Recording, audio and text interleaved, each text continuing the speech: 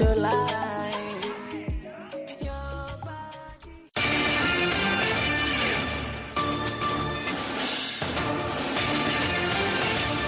Iyi ni radiyo ijwi ry'Amerika.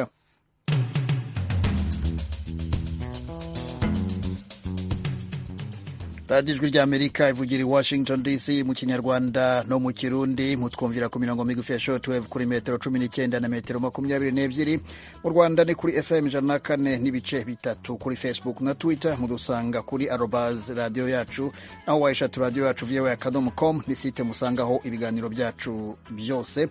Hano muri studio ya karindwi Cornelius ari ku buhanga bw'ibyuma, Cyubahiro Dieudonné ni ugiye kumfasha kubagezaho iki kiganiro. Kuri mikro muri kumwe na Jeffrey Mutagoma, n'umwanya w'ikiganiro muri Sanga. Muri Sanga ni ikiganiro cy'ijwi ry'Amerika kibanda ku bibazo binyuranye byo mu karere k'ibiyaga bigari bya Afurika. Ikiganiro gitumira abantu bo mu nzego zitandukanye bagasubiza ibibazo by'abakunzi b'ijwi ry'Amerika. Je ndi mu ntara ya Muyinga aho bita muri commune Giteranyi aho bitatura.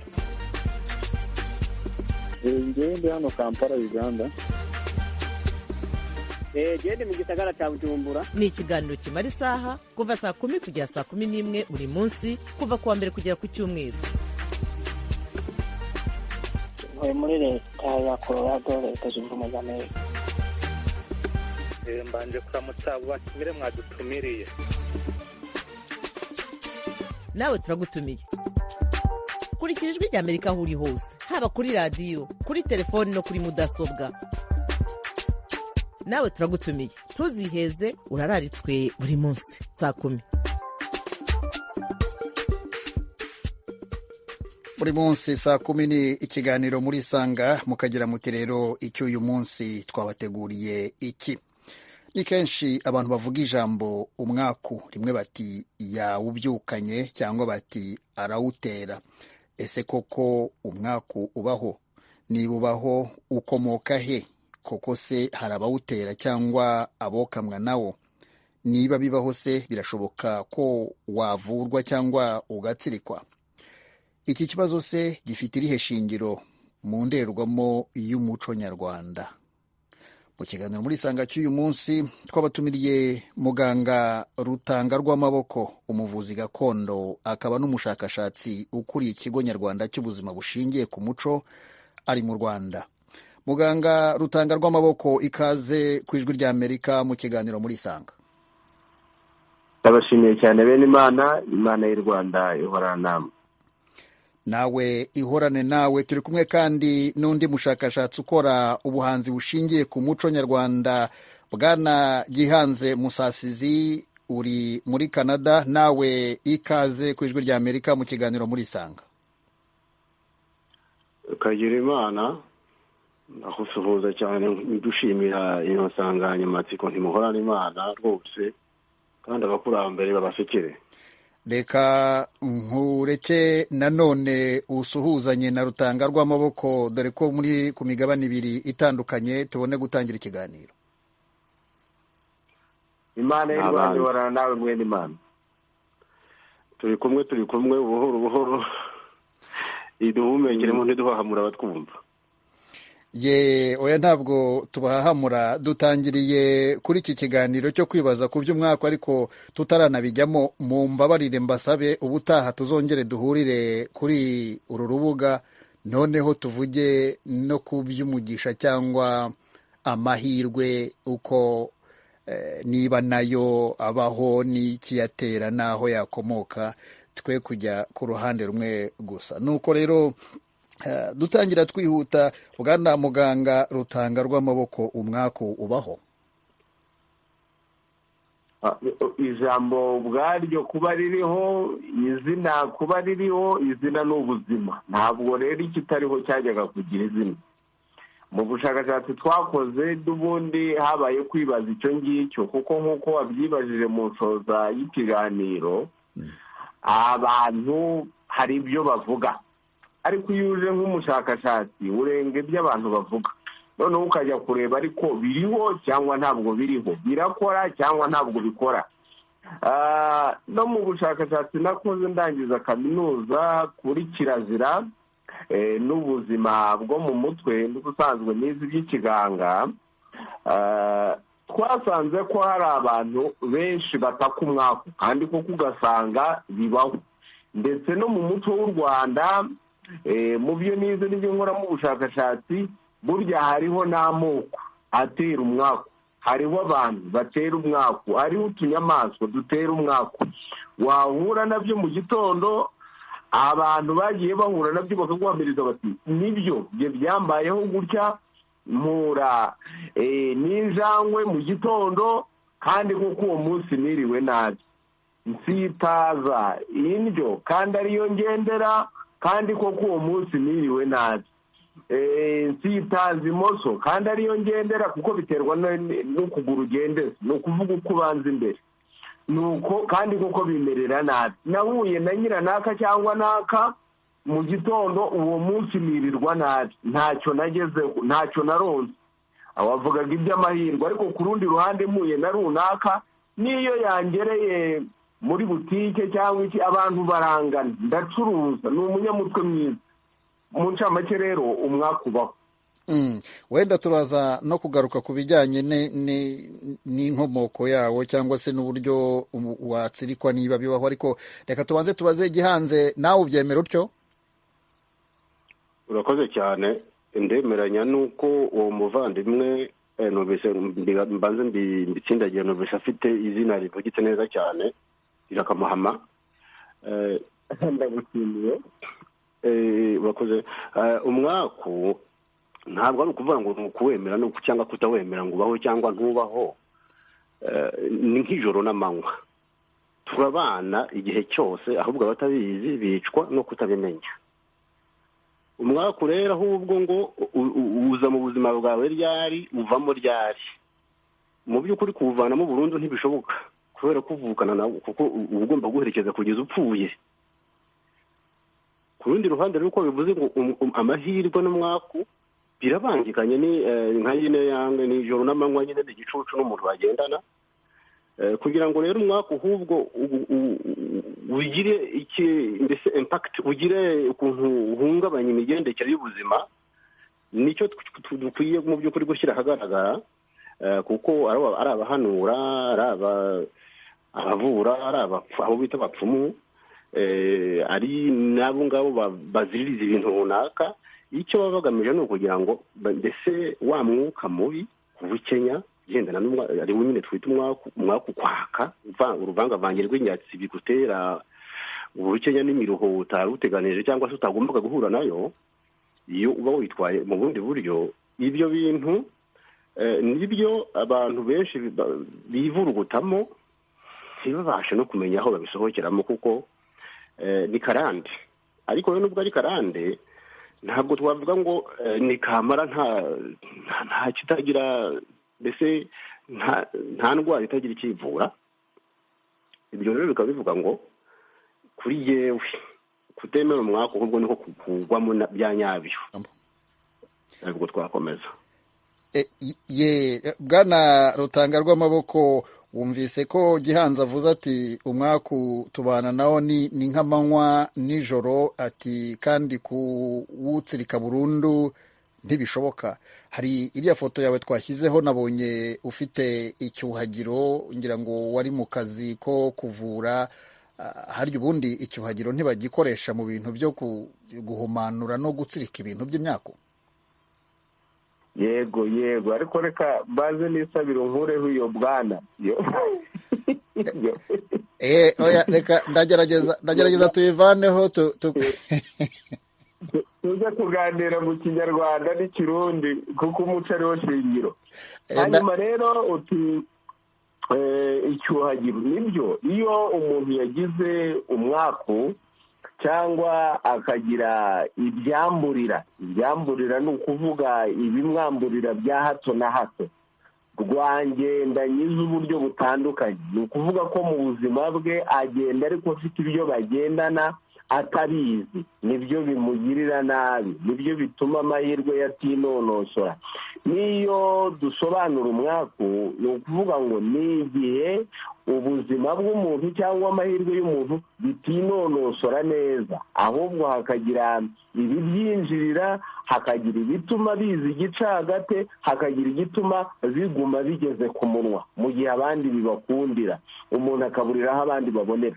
icyo nicyo bita umwaku. Rero uwo byabayeho nk'uko Gihanze n'ubundi yari abivuze mugenzi wanjye uri muri Canada, ni uko umuntu ajya kubaza. Mu kinyarwanda habaho kubaza, ariko ibirimo kumbaho ni ibiki, niko guhanuza, niko kuraguza mu ndebere ibiri aho ntabona, nko kurengurira umuntu umupira warengeye aho atabona, ubigereranije no gukina umupira mu kibuga cy'umupira. Ni mu mpfumurire, gupfumura ni naho hava umupfumu, kurenga ibigaragara ukagera mu bitagaragara. Ibi biraterwa n'iki? Twamara rero kubona kabitera uko indagu zabigaragaje, zikanatwereka noneho intsinzi yabyo. Intsinzi rero wenda ni uguhabwa imitsindi yineye, ni uguterwa icyuhagiro mu rugo rwawe, cyangwa nawe ubwawe ni uguterwa icyuhagiro. Ni uko wenda aho ukorera hagomba guterwa icyuhagiro, ni ugutamaza igitambo cy'umuterekera, dore n'abazimu bawe bakwitandika kubera ko batagira giterekera. N'ibi cyane cyane wamenya ko umwaku ni ikintu kiri mu buryo bw'umwuka, ntabwo ari mu buryo bw'ibifatika. Ni mu bumenyi bw'umwuka, bimwe bita siyanse metafizike, birenga ibifatika. Ariko kuba bidafatika si byo bivuze ko bitariho, kuko n'ubundi ahubwo ibidafatika nibyo byatumye ibifatika biriho. Ubwo rero icyuhagiro nacyo kiri mu byo dukoresha iyo tugangahura umwaku. Kugangahura bigereranye no gukunkumura, ni ukuvuga nk'igihe ukunkumura umukungugu cyangwa umucafu cyangwa ifu byasigaye nko mu mufuka ugira ngo bishiremo. Gukunkumura, kugangahura, guhumanura, gukenyemura, kweza cyangwa se gukiza, gukuramo ubwo buganga. Ubuganga ubundi ni ubwandu, burya n'umuganga ni impine y'umugangahuzi.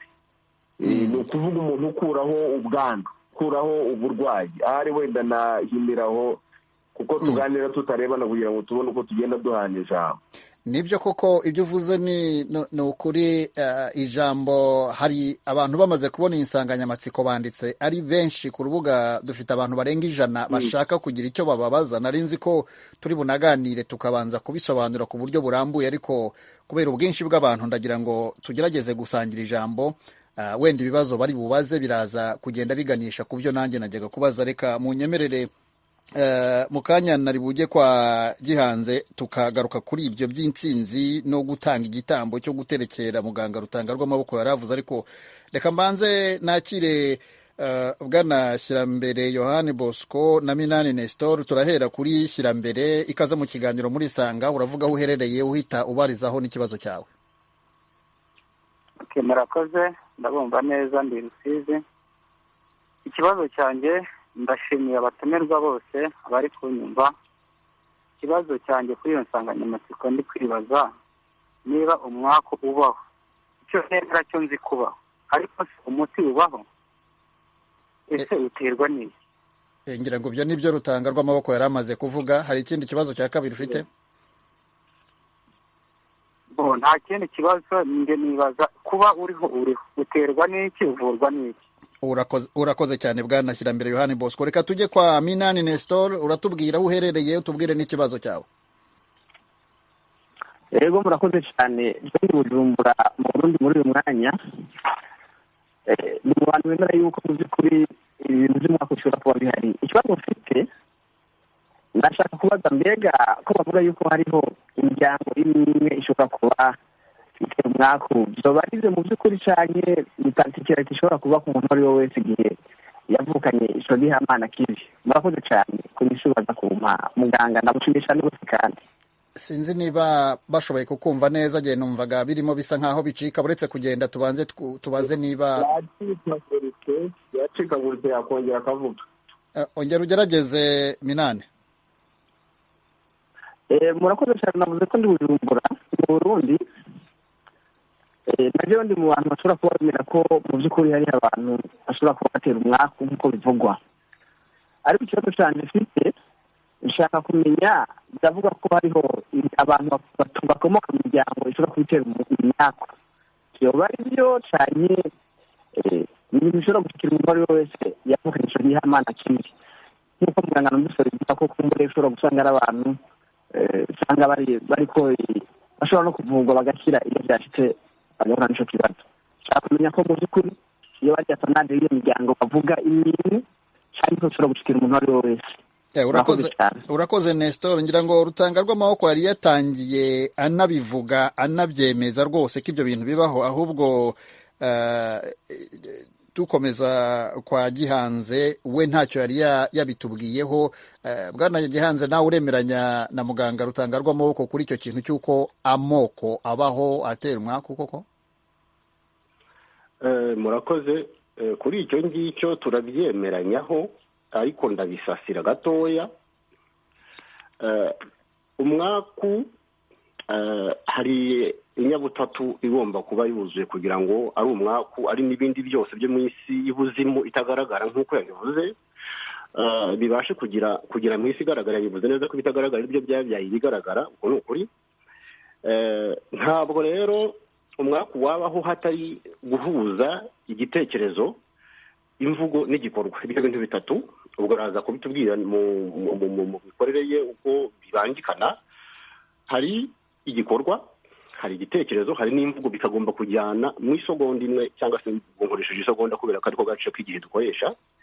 Ni ukuvuga ngo bizira imbereka, igitekerezo kitanyuranye n'icyo urimo ukora, mbese amagambo akuvamo atanyuranye n'akunyura mu mutima. Icyo gihe rero niho igikorwa urimo ukorera mu isi itagaragara kibasha kugira iki kigaragaza mu isi igaragarira rubanda.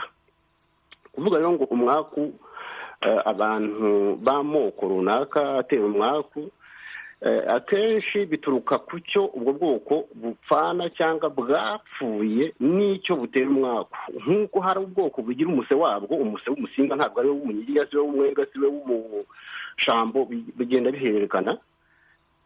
Ayo ni amasano aturuka ku miterekero ya kure cyane, rimwe na rimwe tutanibuka neza, cyangwa se amatate yaturutse ku manza zitahiguwe igihe tutari twavuka, rimwe na rimwe tutanabimenya, ariko kuba tutabizi ntibivuga ko bitatugiraho ingaruka. Ibyo rero iyo bihererekanye bikipfundika bikagenda byivanga n'ibihe, ndetse rimwe na rimwe kugira ngo abantu babigorora, ahubwo bakagenda babyanduza kurushaho, abantu bakarushaho gutana. Ubwo hakaba haje cya kinyuranyo cy'ubuzima, cya kinyuranyo cy'impagarike, hakaza amatati mu buzima, hakaza ibintu bibi byose, kuko mu buzima habaho. Umugabo witwa Nkurunziza yigeze kuvuga ngo ese wari uzi ko icyiza n'ikibi bigendana? Biragendana nyine. Niyo mpamvu navuze ngo kumaraho umwaka burundu ntibishoboka, ukaba ari uguhakana ubuzima nanone. Ariko kuvura umuntu wayobye birashoboka byo, kuko ni ukumuha disipurine, ni ukumuha amabwiriza y'ukuntu ari bwitware kugira ngo ya myaka itakomeza kuyobora ubuzima bwe. Kuko ni ukuvuga ngo kugira apfundure bya bitekerezo kuri za nzira mbi biriho bimujyanaho. Ni ukuvuga ngo ya nyabutatu nakubwiye, igitekerezo, igikorwa n'amagambo, amenya ati ntukavugire ijambo iri mu gihe iki n'iki. Burya iyo umuhanuzi arimo kubwira ati, ubundi nta muhanuzi ukubwira ngo arakuvura iki n'iki, akurangira inzira wowe uzakiriramo, kubera ko imbaraga zikiza size. We arazizi, azi uburyo bazigeraho, aranazibona kuko ziriho nyine, ariko akakubwira ati wowe itwara uku n'uku, kora iki n'iki, irinde iki n'iki. Mbese akaguha code de comportement, akaguha imyitwarire mbese irongorotse, ituma wowe uri bwinjire mu nzira y'ubugororoke. Iki gihe rero niko kuvura umwaku wihariye w'umuntu, ariko ntabwo ari umwaku burundu ushobora kuvana, kuko byo byangora kubyumva. Ubwo rero imiryango itera umwaku ibaho koko, ariko ntabwo iberaho buri wese, ntitera umwaku buri wese, kuko ntawatera umwaku uwo bavukana nanone mu muryango ari aho biturutse. Twajya mbere. Reka ku murongo wa telefone hari umuntu turi bwakire mu kanya batwihanganiye, yitwa Eugene Rubanzintwari. Aduha umunota umwe gusa tubanze tujye kwa muganga Rutanga rw'amaboko, kuko hari ikintu wari uvuze kijyanye n'inkomoko y'umwaku n'uburyo bwo kuwukumira. Ugira uti ntabwo umuntu atera umwaku bose, uti haba hari imvano biturutse ku bitaragenze neza mu bakurambere. Ibyo bintu nibyo muganga Rutanga rw'amaboko? Yego rwose, ndagira ngo mushimire Gihanze, wagira ngo wagiye kumutumira cyangwa ukadutumira na waraguze nawe kuko akenshi hari igihe usanga ku bintu nk'ibi abantu babyina amanyurane, ibintu bizwi n'abakeya, ariko ndatekereza ko ku bintu byinshi rwose tugenda duhuza. umwaku icya mbere abanyarwanda ndetse n'abarundi bemera ko hariho Imana rurema yitwa Rugira, Rugaba, Rwagisha, ni ukuvuga Rwangaza ababisha, Rugabo niyo twagira. iyo rero itanga amahirwe, tuzayagarukaho igihe uzadutumirira nanone, itanga ibyiza, ariko hakaba na Rurema-nkwashi. Rurema-nkwashi rero mugereranye n'akana gakubagana, igihe umubumbyi amaze kubumba ikibumbano cye, amaze kugitunganya no kugisiga amabara ashaka kugisiga, noneho akana kakinkubaganye kakaza kagasharaturamo kitaruma, urumva kizaba gitaye umwimerere wacyo. ariko ni ubukubaganyi. ibyo rero Rurema Rugira yagennye uburyo bigomba gukemuka, akongera agafata ibumba rye, akongera agafata amarangi ye, agasubiranya ibintu bigasubira mu murongo. ni nayo mpamvu umwaku cyangwa ibyinjirira umuntu cyangwa ibyamburira bya hato na hato, ngo nta buganga butagira ubugangabuzi, ngo nta bisare bitagira amasubyo, nta n'amahano atagira akamaro amahano, niba ibyo byaravuye ku mahano. niyo mpamvu rero Imana y'u Rwanda yashyizeho abahannyi b'ibyo bintu n'abagangahuzi n'abapfumu babasha gupfumura bakarenga ibigaragara bakagera mu bitagaragara, bakamenya kabitera, noneho rero bakamenya n'uko babigangahura. iby'amoko rero, hari amoko koko atera umwaku. bene ayo moko ntabwo atera umwaku buri wese, yabivuze neza. umwaku awutera ahanini bene ayo moko yabaga ari ayatoranirijwe gutera umwaku abanzi b'igihugu. twavuga nko mu Kinyarwanda dufite abo bita abahennyi, dufite abashambo, dufite abahoryo n'abacyabariye bajya bazamo, ariko cyane cyane bose bagahurira ku kintu cyo kwitwa abahennyi, kuko bahenera abanzi, bahenera abanzi b'igihugu, bahenera ibyago ntibitere igihugu. abo bantu rero nabo ubwabo bakazira. bababwiye ko umwihariko wanjye mu bushakashatsi ari kirazira. buriya umuntu ashobora no kugira umwaku kubera ko yaziruye ibizira. impamvu ayo moko yaziraga ni ukugira ngo rubanda rutayamenyera, kandi abitsa amabanga akomeye atapfa kwigererezwa na buri wese. hanyuma ibyo kuba hari n'abantu nanone batera umwaku ku giti cyabo barahari. abo bantu mu bagabo bitwa ab'umutwe mubi. uriya muntu afite umutwe mubi, iyo akoze ku kintu ntikirama, ntagira amaboko mahiri. iyo ari abagore bitwa abanyamugongo mubi, nibo banyura mu bisabo bigakarankana ntibavuga ko byamenetse. ni ibicuma, inzuzi, ibihaza bikabora, intoryi zikabora, kubera yuko hari imigenzo batakorewe n'ababyeyi babo bakiri abana. turababona, hari n'abo tujya tuvura rwose, ndetse ugasanga no mu buzima bwa buri munsi ntacyo bageraho, babuze se n'urushakwamanzaganya, barakora ntibahirwa. ariko wajya kureba ugasanga biraterwa n'icyo kintu cy'umugongo mubi ku bagore, cyangwa se b'umutwe mubi n'amaboko atari mahire ku bagabo. ab'umugongo mubi iyo bateruye umwana cyangwa bakajya ku kiriri, umubyeyi atarava ku kiriri, umwana agira ibibazo, akaba yasesa ibintu ku mubiri byitwa ibyinjiriro. urumva yuko rero abatera umwaku bishobora kuba ari ubwoko, bishobora kuba n'abantu ku giti cyabo, bitewe n'imigenzo myiza batagiriwe yo kubatongera ineza, bitewe se cyangwa n'ibyo baziruye. noneho rero wa mwaka ukaza kuri bo, nk'igihano cy'Imana n'abakurambere. Reka tujye dufite abantu babiri kuri telefone. Dufite Eugene Rubarintwari, dufite na Ndayishimiye Pacifique. Duhere kwa Rubarintwari, ikaze mu kiganiro muri Sanga. Uratubwira aho uherereye, uhita ubaza n'ikibazo. Murakoze cyane radiyo y'Ijwi ry'Amerika. Nitwa Eugene Rubarintwari nk'uko mwabivuze, nkaba mperereye mu majyepfo y'u Rwanda mu karere ka Gisagara. Hanyuma ku bijyanye n'umwaku nagira ngo ntange igitekerezo.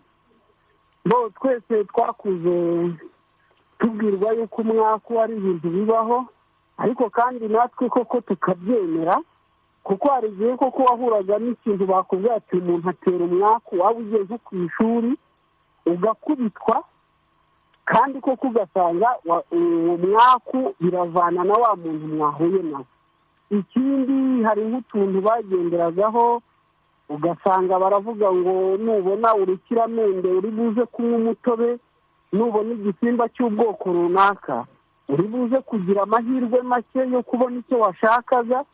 Bityo rero nkaba navuga ngo umwaku mu muco ni ikintu kibaho, ntabwo wajya kugihakana ngo uvuge ngo umwaku ngo ntubaho, kuko nk'urugero hariyo n'igihe ujya muri butike nk'ahantu runaka, waba uri nk'uwa mbere ukumva barakubwiye ngo turaza kureba kuri butere ishaka, bivuze ngo nabo baba bizera ko uwo mwaku ubaho. Murakoze. Urakoze Rubarintwari. Reka twakire na Pacifique Ndayishimiye.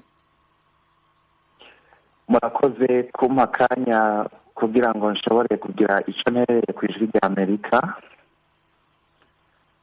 Hanyuma ku kijyanye nuko abantu tugenda tuvuga ati hari abantu batera umwaku cyangwa ibintu bitera umwaku, nk'uko twakuze natwe tubyumva, uko ni ukuri, kuko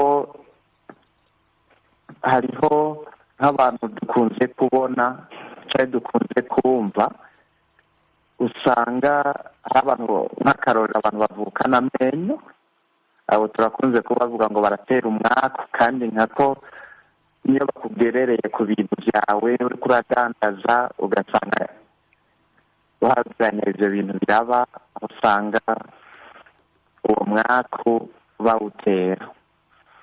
Hanyuma hariho n'abandi, iyo usanga ari nk'umukenyezi, iyo amaze ugasanga iyo yubatse urugo n'abagabo biwe bashika nka 5, 4 bose baramaze kwitaba Imana. Rero abo bantu kenshi barakunze kuvuga yuko batera imyaku. Ego. Hanyuma hari ikibazo wari ufite ubaza abatumirwa Bwana Ndayishimiye? Ikibazo nashaka kubaza, none iyo myaku ari wo mwaku nyene, nk'abo bantu bafite ivyo bibazo barashobora kuvugwa bagakira? Nico kibazo nashaka kubaza, ko abo bantu bashobora kuvugwa bagakira canke iyo bamaze kuba bafite ico kibazo bakavugwa ari kuguma uko nyene. Ubanza bari babivuzeho ariko mu magambo magufi cyane. Reka nongere nsabe muganga Rutanga rw'amaboko ase n'uwongera abigaruke, ariko yari amaze kubivuga mu magambo magufi cyane, reka abidusubiriremo. Murakoze. Navuze ko Imana itera amapfa, ibi bintu ni ibintu byo mu buryo bw'umwuka, mu isi y'ibitagaragara, mu isi y'abazimu. Ariko abazima barabana. Abazimu ntabwo ari abazimye, ntabwo biba byazimye, ahubwo biba bihari mu buryo tutakibona n'amaso. Rero mu Kinyarwanda n'Ikirundi bavuga ko Imana yateye amapfa ari nayo itera aho bahahira, ko nta bisare bitagira amasubyo, ko nta buganga butagira ubugangabuzi, ko nta mahano atagira kamaramahano. Ubuganga rero ibyo ni ubwandu umuntu aba yaragize biturutse ku byo yaziruye, ku by'imiryango yaziruye, ku byo abantu bisanze bari byo batanabigizemo uruhare. Ariko rero uko hari kabitera niko hari n'uburyo bwo kubikemura, haba icyo cyuhagiro, haba imitsindo y'uburyo butandukanye, haba imiterekero, bitewe n'uko indabyo zabyereje mu ncamake uwibonyeho ibyo cyangwa abantu baziho ibyo mu muryango we bajya kumubariza, bajya kumuraguriza, noneho rero bakamubonera intsinzi. Biravurwa rero, biragangahurwa bigakira. radiyo ijwi ry'Amerika ivugira i Washington DC mu kinyarwanda no mu kirundi. Turagaruka mu kanya.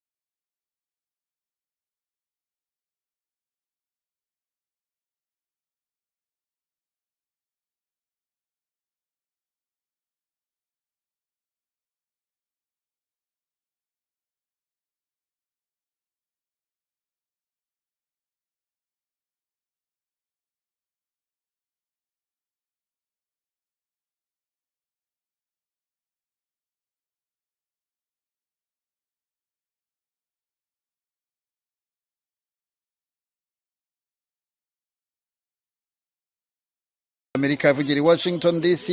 Iyo ni indirimbo bisetsa imandwa y'umuhanzi Gihanze turi kumwe hano muri studio z'ijwi ry'Amerika. Mu kanya ndaza kukubaza bwana Gihanze iby'iyo ndirimbo bijyanye n'insanganyamatsiko turimo tuvuga, kuko ngira ngo ibyo nabyo birimo ibyo muganga Rutanga rw'amaboko yise kugangahura. Ariko reka tubanze tujye ku murongo wa telefoni twakire Madame Olive Kwikiriza. Ikaze mu kiganiro muri Sanga.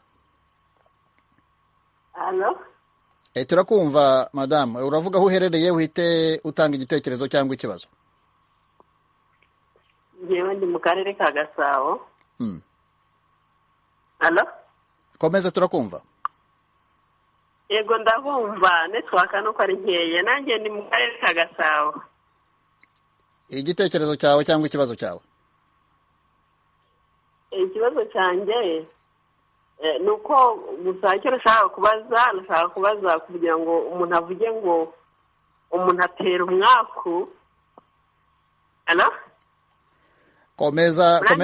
Komeza, umwanya ni muto, yavuga igitekerezo cyawe unyarutsa, abantu ni benshi cyane. Yego nuko nagira ngo mbaze kubona umuntu bakavuga ngo uriya muntu ngo atera umwaku, hanyuma yamara kugenda ugasanga nyine abantu bari aho anyuze hose bavuga ngo ni ugutera umwaku. Ese gutera umwaku biba mu maraso cyangwa se nuko umuntu uwo ari we wese uko ashobora kuba ameze?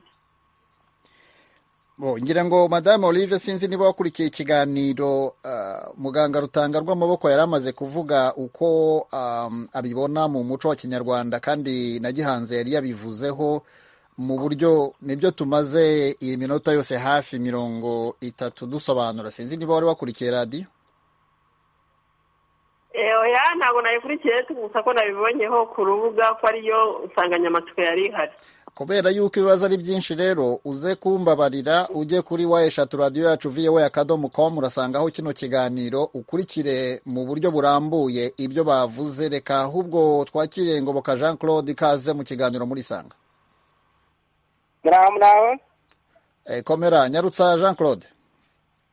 Reka mbanze mbashimire muri icyo kiganiro cyiza mbo mwaduteguriye n'ikinyamibwa muri rusange. Nyarutsa. Ngo nkubita ku ijambo rero ndabashimira ku biganiro byiza mwadukoreye n'iby'agaciro gakomeye, kandi buriya bidusigiye ubutumwa bwiza cyane muri rusange.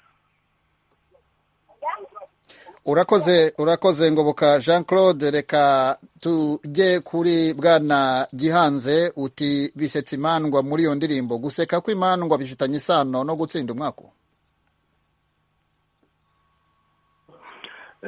Bifitanye isano guseka kw'imandwa no gutsinda umwako, kuko mu by'ukuri n'ubuzima tugira, ubwo ubuzima bwa buri munsi tubaho, n'uwaba uri ku kazi gasanzwe kagutunze kubw'umubiri, waba ukora ibindi wumva bitagatifuza mu mvugo zateye, uba urimo ugerageza guhangana n'imbaraga zisenya imibereho. Guseka kw'imandwa rero aho bihurira no gutinda umwaka nyine no kuvuga ngo imandwa ubwo ni urumva iyo ndirimbo yaje iza ishushanya nyine ibaza abashengurutse cyangwa se ba bandi bavuze bapfumura bakareba hakurya, ni umuntu bagiye kubaza ngo bamufashe gutsinda amatati yamubereye mu mibereho. noneho ubwo rero yabaza atese imandwa yasetse nyine kumubwira ngo kuvuga ngo imandwa yasetse ni ukuvuga mbese ubuzima bwanjye bwagororotse, ibihato byavuyemo, bakamusubiza bati yasetse. ubwo rero imandwa nyine icyari kigamijwe ni ukuzitondeka no kuvuga ko zasetse nyine ubwo imibereho yabaye mizima, kuko imandwa ni entité spirituelle, ni minisiteri y'ubuzima ishinzwe imandwa runaka. ni ukuvuga ngo iyo mandwa icyo ishinzwe ni ukugira ngo iyo mibereho igende neza, nyine ubuzima busugire. ariko nyine kuvuga ngo yasetse ni ukuvuga ngo ubuzima bwagarutse mu cyerekezo kizima, kuko umwaku ngarutse mu mpine kubera ko twagiye twihuta ntabwo twasasanuye neza ngo tunahuze imvugo, ariko umwaku nakubwira ko muri make ni inyishyu y'imivumo twivuma twibeshya ko tuyerekeza ku bandi. burya ako kantu karakomeye nakubwiye mu kanya, inyabutatu ipfundika igitekerezo, igikorwa n'imvugo. hari igihe uhura n'umuntu ukumva uramwanze gusa cyangwa se ukumva uramukunze mutanahuje ururimi, mutanahuje n'umuco, ariko bwa mbere muhuye. icyo kintu kibiteye akenshi ukibeshya ngo burya ngo ni impression ngo ni ikintu kikujemo gusa, ntabwo ari byo, kuko turi ibiremwa bigaragara, tundi ibiremwa bitagaragara. uburemwa rero bwacu, uburemeke bwacu butatugaragarira nibwo buturusha ingufu ku bintu byinshi, budutanga imbere aho tujya hose. umuntu akagutega imitego itabarika n'ubuhanga bwe bwose, ariko ugasanga nawe ubisimbutse nta n'imbaraga zingana n'agahe ukoresheje. kubera iki? kuko yakwibeshyeho mu buzima umukubye inshuro zitabarika, ariko ntabyumva kubera ko kwiyemera kwacu rya jisho ry'umwana w'umuntu riduhora ritubeshya ngo ibyo nifuza n'ibyo kuri. aho rero niho abakurambere bagiraga gushishoza, ndetse ku buryo hari n'igihe bafataga umwana w'umuhungu mutoya utaragera mu myaka y'ubukure, kuko burya hari uburame buba bukimurimo bwose, abatarahumana, abataragira abantu atuka, abataragira abantu bifuza inabi, ni ukuvuga ngo bagifite imigisha hafi ya yose mbese yuzuye. hari imihamuro akora igakunda. nubwo nakubwiraga ni umuvuzi wa gakondo, akenshi cyakora arakubwira inzira uri bunyuremo nzima kugira ngo ugere ku cyo wifuza, kugira ngo ubugororoke ushaka ubugereho. ni ukuvuga rero ngo izo mbaraga akoresheje ntabwo ziba ari ize ku giti cye, kuko ntabwo zajya mu muntu ngo zitekane, ni nyinshi. mu kanya dufite amahirwe yo kuba turi kumwe n'umwe muri bo. mu kanya turaza kubaza muganga Rutanga rw'amaboko niba imbaraga akoresha wa mugani arizo akomora ahandi, cyangwa se ndavuga imbaraga akoresha mu kuvura, cyangwa se mu gihe harimo gupfumura, bimwe mwise gupfumura. ariko mu nyemerere nanone twambuke tujye ku murongo wa telefone. Uwimana ikunda Israel, ikaze mu kiganiro muri Isanga. uratubwira aho uherereye, uhite unatubwira igitekerezo cyawe. nibyo koko radiyo ijwi rya Amerika. nitwa Uwimana ikunda Sabato Israel, ndi mu ishuri rikuru ry'imyuga n'ubumenyingiro rya IPRC Kabiri riri mu karere ka Nyamagabe mu majyepfo y'u Rwanda. komeza. byari kuba byiza yaba rwose nka Rutanga rw'amaboko yari ahari ngo nibarize, ariko ndashaka kuza kumumbariza. arahari arakumva. cyane cyane ku bijyanye n'imyaku njya numva, iyo urebye ukurikije n'imyemerere y'abanyarwanda cyangwa se yo muri Afurika muri rusange, hari ibintu byabagaho bimeze nk'inkurikizi runaka, umuntu akaba yavuga yuko ari umwaku atewe. ariko noneho aho tumaze kugera mu bihe bya twazanywe n'abazungu bya Yesu Kristo, byo by'imyemerere ivuguruye ya Gikristo, kandi ibyo bintu tubyemera yuko imyaka ibaho, kuko hari ibigaragaza yuko ari imyaka, ariko noneho wagera nko mu muco gakondo wa Kinyarwanda, ariko wagera nko mu rusengero bigaragare ko ari imyaka, bikagaragara yuko yenda ari nk'ibihembo by'ibintu by'ibyaha runaka umuntu aba yakoze, cyangwa ari ingaruka z'ibyaha umuntu aba yakoze, ariko ntibyitwe nk'imyaka. ngewe iyo bigeze ku myaka mbifata nk'aho ari ya myemerere ya gipagani niba umuntu ahuye n'ikibazo runaka kubera yuko yapanze gahunda ze nabi ntabwo byakwitirirwa yuko ari umwaku ugize. Ushobora gupanga gahunda zawe nabi zigapfa ariko mu by'ukuri atari umwaku nk'uko umuco gakondo bivuga, ahubwo ari uko wapanze gahunda nabi. Nkatwe rero abasenga ntabwo dushobora kwemerera yuko imyuka ibintu by'imyaku bibaho. Ibyo duhamya ko ari imyuka ya satani ishobora kukugeraho bitewe n'uko hari ingaruka z'icyaha wakoze cyangwa se ko ari uko wapanze gahunda zawe nabi. nkaba ngira ngo mu mbarize rutanga rw'amaboko ko avuga ko ari umupfumu. Niba nk'imyemerere ya gipfumu ashobora yenda kuyishyira mu banyarwanda bose ku buryo niba ari nk'ibintu byemera runaka bijyanye n'imyemerere gakondo yakumva yuko abanyarwanda bose bashobora kwemera yuko ibyo bintu byose dushobora kubyinjiramo, kandi twe tuzi ko ku mwami wacu Yesu Kristo kuva tumwemera tudashobora kwemera n'iyo mico ya gakondo cyangwa se ya gipagani cyangwa se ya gipfumu. Urakoze cyane Uwimana ikunda Israel. Muganga rutanga rw'amaboko urabyumvise. Israel ati ibyo bintu twe ntitubyemera, turasenga dufite umwami wacu Yesu Kristo. Ati nimumumbarize, urahibereye, gira icyo umubwira.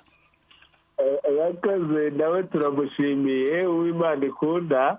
Ijya mbere reka mbanze mvuge ko tutari hano kwemeza abantu. Iyo uri umushakashatsi utangaza icyo ubushakashatsi bwagaragaje, ntabwo rero biba ari akanya ko kugira ngo ubitsindagire mu bantu. Icyo twavuze aha ngaha ni icy'umwaka ari cyo n'ukuri mu muco w'u Rwanda n'u Burundi ndetse n'umuco nyafurika, nta nubwo ari mu muco nyafurika gusa, ku isi yose tugaragaza icyo umuco ubivugaho nk'abashakashatsi n'inzobere muri byo. Hanyuma rero nabyo gihanze ngize kubivuga ati ntabwo ari ukwemera ahubwo ni ukumenya. Uramutse uhakanye ko umwaka utabaho witwaje imyemerere yawe runaka, urumva iyo ni n'imyemerere mizanano kuko ntabwo ari iby'umuco wacu. Nanabwira abantu yuko mu bushakashatsi buriya twakoze yagaragaje ko imyemerere yose iri ku isi, bwaba ubwo bukirisitu bwaba ubusiramu cyangwa n'ibindi bibushamikiyeho, ni umuco w'abantu runaka wagiye uganza ku isi, cyane cyane byinjiriye mu gihe cy'icinyizamuco n'ihonyantekerezo byazanye n'ubukoroni. Ibyo rero ntibyaba bitangaje umuntu wacinyirijwe umuco we agakorerwa n'ihonyantekerezo akabwirwa ko ibyo ari ibishitani n'ibishenzi, ariko ko ibyo ahandi bimeze nkabyo byari imvazuru, yavuga gutyo. Ntabwo rwose byaba ari igitangaza, ibyo ngibyo ntabwo byaba bitangaje. Hanyuma kuvuga ngo ibyo bintu biterwa na satani, nicyo nkubwira ko nta muco uruta undi. Njye nize iby'imico mu bumenyi mpuzamahanga, ibyo bita intercultural studies. Ni ukuvuga yuko iyo satani nta niyo twagiraga mu kinyarwanda cyangwa se no mu kirundi, ahubwo hari iyo rurema nkwashi, ariko usanga bijya kuba ku rwego rumwe, keretse ko iyo satani yo ngo yateye intambara mu ijuru hanyuma Imana ikananirwa kurwana nayo, yabona igiye kuyimaraho ingabo ikayiroha mu bantu yaremye ku isi, baba ari bo barwana nayo. Harya ubundi ubwo iyo Mana izakira abo bantu, iby'abo bantu bizera byo urumva bitarimo ibibazo. Rero nabwira abantu ngo nibahonoke, tugaruke ku isoko, umuntu areke kwizirika ku myemerere, kuko niba uvuga ngo uri umukirisitu urasenga ngo ugire gute, uzabuza se ko ijoro ryira, noneho ko twabonye yuko umwaka ugereranywa n'ijoro, kandi ko ubuzima ari ijoro n'amanywa, ko ari ibisare n'amasobyo, ko ubuzima ari umweru n'umukara. Nicyo gisobanuro cy'ubuzima natanze, icyo ubuzima ari cyo ni nayo mabara makuru y'u Rwanda, umweru n'umukara. Uzabihakanisha iki? Ese uzahakana ute ibyo abantu bavuga bati turakora nk'abandi? Yewe dushyiramo n'igenamigambi rishoboka, tugisha n'inama n'inzobere mu by'imishinga n'ibiki byose, tugakurikiza ibyo batubwira, ariko turahaha ntituronka. Tugira ibyo tubona ariko ntibigwira, kugira ubugiri ariko ntugire ubugwiza. Ibyo wabihakana uteze, kandi hari ababirwaye, abahura nabyo. N'uwo nawe hari igihe abivuga nawe abana nabyo ariko atabizi. Burya ngo nyina w'ubugome ni ubugoryi. Uwo ni umutwe w'igitabo kimwe ndimo kwandika. Ahari wenda nahinira bugufi kuko igihe ni gitoya kandi ababaza ibibazo ni benshi. Nibyo, igihe ni gito, ababaza ibibazo ni benshi, kandi Israel nawe yabivugaga uko abyumva, anavuga ibimukorera, avuga ibijyanye n'ukwemera kwe. Reka nsabe Tuyisenge na Nzabonimana ku murongo wa telefoni banyihanganire gato. Ku murongo wa telefoni dufite Tuyisenge Nzovu Emmanuel na Nzabonimana Ibrahim. Bampe umunota umwe gusa kugira ngo tubanze tubanze twumve icyo Gihanze avuga kuri iyo ngingo. Bwana Gihanze, uwimana ikunda Israel aravuga ati twebwe iyo tugeze mu rusengero tugahamagara umwami wacu Yesu, ibyo by'imyaku ntabyo tubona. Urakoze cyane.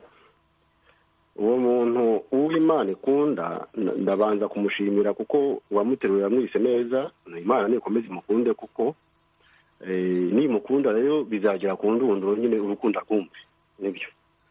Rero niba kuvuga ati yemera Yezu Kristo wayanzwe akavuga ko yapfuye akazuka, abamwemera ngo bakaba bamusangira ngo bamurya mu isangira ritagatifu kugira ngo babeho. Kurya umuntu ubwabyo ugiye nkiri umwana barabivugaga nkumva ndikanze, kuko mu Kinyarwanda ibyo bakora byose kurya umuntu sinzi niba hari aho bigeze byumva. Ngo ni communion sacrée yo kubyitwa, nuko bikora ariko nk'ikimenyetso, ntabwo ari ukurya umuntu. Ariko iyo mvugo yonyine kuyivuga umwana yayumvise mujyamo gake gake, ubumenyi bwinjira nk'inka nyegera mu murama, bugenda bugera ku cyumvirizo runaka bitewe n'inshuro bwinjiye n'imyaka n'igihe. Ubwo rero kuvuga ngo abemera Yezu Kristo umwaku barawutsinze, nabifuriza ko byabahama kuko nakabyifuje cyane, ariko se niko biri. Ubwo uwo mugabo icyo namusaba, sinzi imyaka ye w'Imana ikunda, nuko yazarunguruka akareba abihaye, nkunda kubitwa ko bihaye Imana, ukagira ngo twebwe twihaye ikindi kintu, cyangwa se ushobora kwiha ikindi kintu kitari Imana ariyo nyirawe, wowe ariyo nyir'ubuzima, wakwiha iki kindi se? Ubwo rero abo bantu bavuga ko bakomora imyemerere yabo n'imbaraga zabo kuri Yezu Kristo, bari babandwa n'iki bakomeza rwose nta kibazo bifiteho, nta nubwo navuga rwose ngo birantera kuribwa, gusa ntabwo navuga ngo birambabaza cyangwa biranshimisha cyane, naba mbeshye kuko nanone naba mbaye imyarya.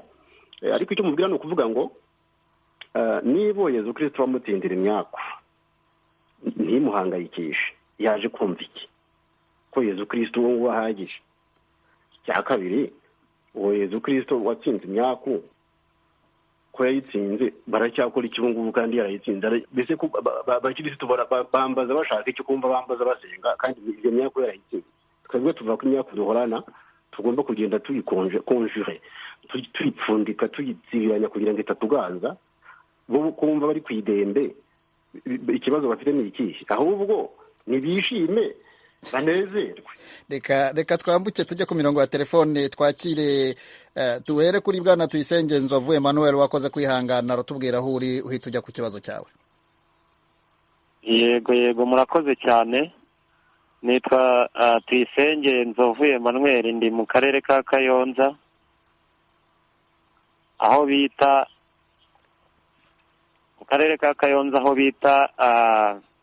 Mukarange. Komeza. Hanyuma ndabashimiye cyane kuba mwampuje n'abo bagabo. Banze ngo suhuze cyane rwose Bwana Rutanga rw'amaboko, nishimiye kukuvugisha rwose duhuriye kuri izi mikoro. Bwana murayikunda ariko si Rwanda, Imana irwandura nawe. Yego. Nyarutsa. Hanyuma ngewe icyo nemera cyo mbere na mbere, ntabwo nemera ko mwakubaho. Komeza n'uburenganzira. Ntabwo mbyemera. Kera tukiri abana bajyaga batubwira baturiya muntu atera umwaku, wahura nawe mu gitondo ugatanguranwa uti nabanje Imana. Ariko mu by'ukuri nje ntabwo mbyemera. Ibintu bikubaho, mfata ko basanishije ibintu bikubaho, wagera mu gihe uhuye n'ibintu bibi ugasanga babyitiriye ngo uyu ni umwaku. Kandi mu by'ukuri umuntu, nge mbona umuntu ari ibibi ari ibyiza byose bimubaho, ariko ntabwo twagafasha ikibi cyakubayeho ngo tukitirire ngo ni umwaku wakubayeho, cyangwa ngo ni umwaku wagukurikiranye. Kuri wowe ibibi ntabwo ari umwaku? Ntabwo ari umwaku rwose. Ikintu cyose kigira igihe cyose ugezemo, ushobora kugera mu gihe cyiza cyangwa se ukagera mu gihe kibi, ushobora kugera mu gihe cyawe cy'amahirwe cyangwa se ukagera mu gihe cyawe kitari icy'amahirwe. Ubwo rero hari amahirwe. Munyemerere mbaza abo bagabo mwatumiye. Nyarutse.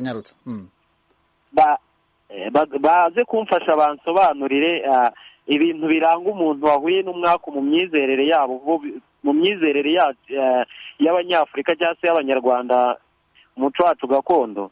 Hari abemera ko umwaka ubaho. Muze kubambariza ibintu biranga umuntu wahuye n'umwaka, n'ikintu umuntu ashobora gukora kugira ngo uwo mwaka ube wamuvaho. Kuko abemera Yesu Kristo bavuga ko iyo usenze Imana uwo mwaka uba ngo Yesu awugukura akakumwakura. Muze kubambariza ibintu biranga umuntu wahuye n'umwaka, n'ikintu umuntu ashobora gukora kugira ngo uwo mwaka umuveho. Murakoze cyane. Urakoze cyane Emmanuel. Ataragenda Mutagoma, uracyari ku murongo? Yego. Wavuga ute abakobwa abagore banyura mu ntoryi mu bisabo bikabora, ibyo ngibyo byitwa iki niba uzi ko binabaho? Banyura mu ntoryi zikabora, we yavuze ko ari ibyago. Ntabwo byemera nk'umwaka. Bigakarankana, ibicuma bikabora, imyungu ikabora, ubyita iki? None ikintu kibi cyose kibaye tukitirira umwaka? Oya, nakubajije ibyo byita iki?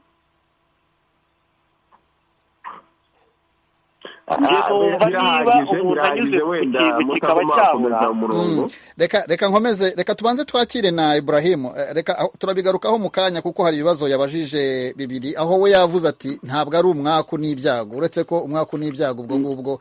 Reka twakire na Ibrahimu mu basubirize rimwe kubera ko dusigaranye iminota 5 gusa. Ibrahimu, ikaze mu kiganiro muri Sanga, urahita ubaza ikibazo utubwira naho uherereye. Yemerereye Kabuga muri Kigali nyine mu murenge wa Masaka.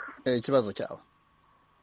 Ikibazo cyane ndashaka kubaza gihe itangirwa amaboko, we ibyo bintu by'imyaku arabyemera ate, cyangwa ashingira ku kiniza kuko iyo myaku ibaho ikintu gihamya mbega cyerekana ko koko imyaku ibaho, niba byemera wenda ni nk'umuntu wenda uzi nk'amateka byaba byaravuye he kugira ngo abantu bagume bose buri wese ikintu kimwe yavuga ati ni umwaka nagize, urwo ruhererekane kugira ngo ruhoreho biterwa n'iki byatewe n'iki byaturutse.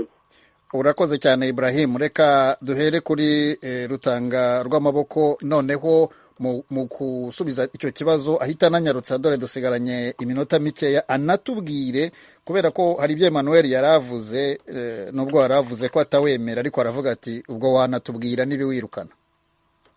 Yego, icyambere Tuyisenge Nzovu uri mu Karange, we navuga ngo yanisubije nubwo atabyemera, kuko yavuga ati umwaka usimwemera ahubwo ni ibyago se ni iki? Ibyago nabyo yamanzaganya, niba azi Ikinyarwanda neza, nabyo ni umwaku, yuko ni amahirwe y'umuntu atinonosoye yaje igicagate. Hanyuma kimwe n'uyu uri Kabuga ati se muganga Rutanga rw'amaboko iby'umwaka arabyemera, yemera ko biterwa n'ikingira ngo twabivuze keretse ko atakurikiye. Ntabwo bisaba kwemera, ahubwo ni ukumenya. Erega kwemera abamubujije harimo humiriza nkuyobore, ariko kumenya tuzi ko ubuzima ari ijoro n'amanywa, ari ibisare n'amasubyo, hari amarozi n'ikirogora. Sinzi ko hari uwavuga ko nta marozi abaho. Mu Kinyarwanda barakubwira ngo utarabororwa agira ati nabunya. Noneho rero uko tuvuga ko ari byo, ni ibintu twakoreye ubushakashatsi, abo byabayeho barahari bagenda babihamya, ngira ngo hari n'abandi bagiye bahamagara. Hari benshi tugenda tuhura bagiye bahura n'ibintu nk'ibyo bya rwagendanyi, ibyo bagendana nabyo batabizi, imyaku y'uburyo butandukanye, kandi ku baganga hura bigakunda. Wavuga ute se ko bitabaho? Ati bivurwa bite rero? Biravurwa nuko nk'uko twabivuze ubanza kubibariza cyangwa ukabariza uwawe kubiraguriza, uzi ko afite ibyo bibazo. Nuko rero kuraguza babyita ibishitani. Nyamara ni ukumenya icyo Imana ivuze, ubushake bw'Imana, icyo Imana yereje mu bintu nuko bigomba kugenda. Hanyuma mpfundika ipfundo hari kugira ngo dutange umwanya kuko akanya ndabona kagiye.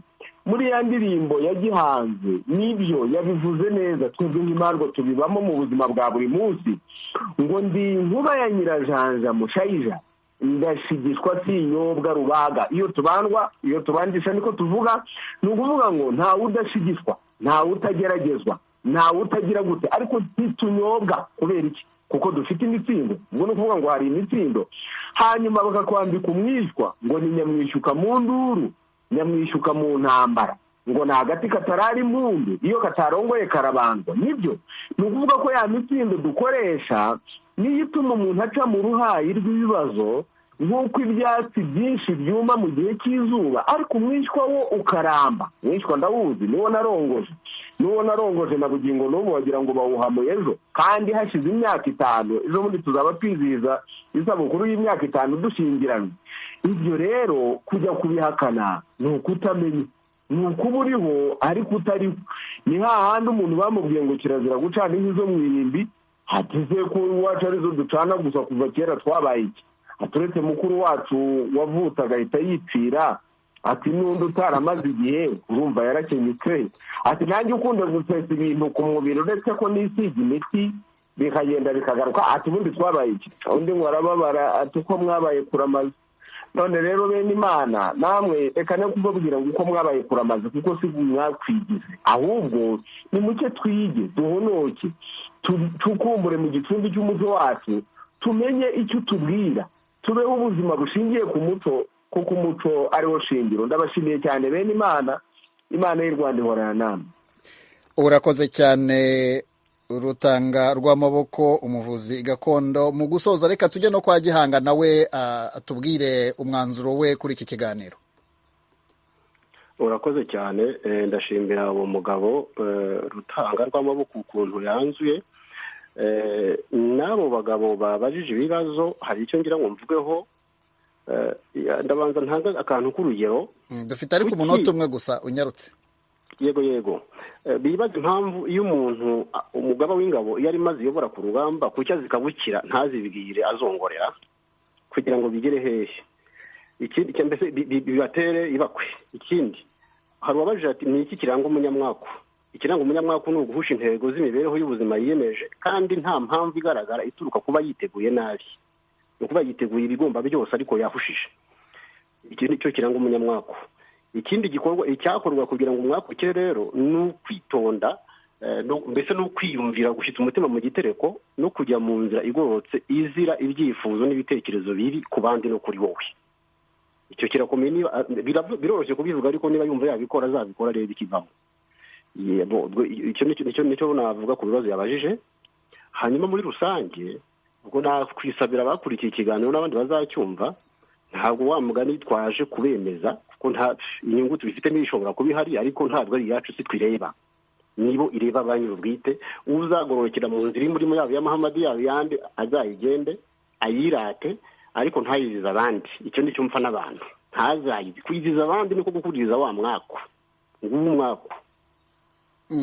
Bwana Gihanze Musasizi, urakoze cyane kuri ayo magambo. nanjye nibutse yuko mu by'ukuri iki kiganiro kitari kigamije kuganira ku byerekeye imyemerere. twavugaga insanganyamatsiko yari ukwibaza niba koko umwaku ubaho tubirebeye mu ndorerwamo y'umuco nyarwanda. reka ntangire rero mbashimira. Bwana Gihanze, urakoze cyane kubana natwe mu kiganiro muri Isanga mu Ijwi ry'Amerika. murakoze namwe kuba mwadutumiye, kandi n'ikindi gihe turahari. murakoze. Muganga Rutanga rw'amaboko, urakoze cyane kubona natwe mu kiganiro muri Isanga ku Ijwi ry'Amerika. ndabashimiye bene Imana. Imana y'u Rwanda ihorana namwe, mwishyuke. yego nawe ihorane nawe, kandi nk'uko nabibasabye ubutaha tuzavuge. ihorana ni ihame, ntabwo ari ihorane. yego nk'uko nabibasabye ubutaha tuzavuge noneho ku mahirwe. reka nshimire n'abanywanyi b'Ijwi ry'Amerika bagize umwanya n'uruhare muri iki kiganiro, n'abandi bose tutashoboye kuvugana nabo. kuri mikoro mwari kumwe na Jeffrey Mutagoma. mukomeze kumererwa neza.